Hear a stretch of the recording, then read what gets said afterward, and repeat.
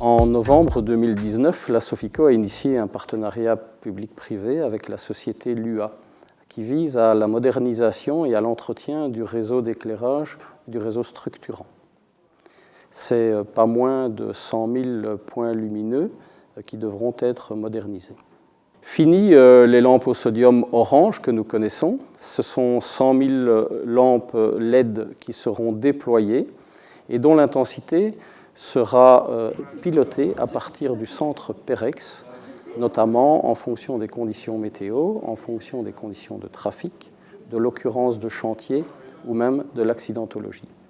L'intensité des luminaires sera préprogrammée en fonction des conditions moyennes d'utilisation de trafic et sera régulée au travers de capteurs placés localement.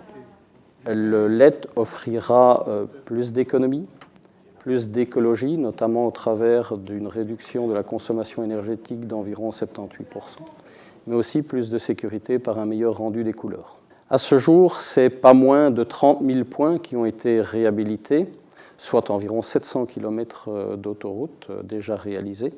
Et nous estimons que l'ensemble du réseau sera équipé normalement pour la fin 2023.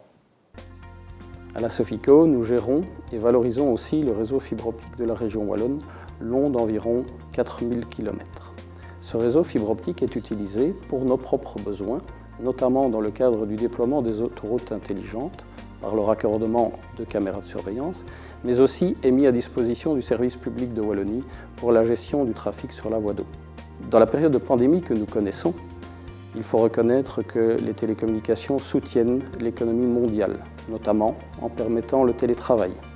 Mais ce télétravail n'est efficient qu'à partir du moment où nous avons accès au haut débit.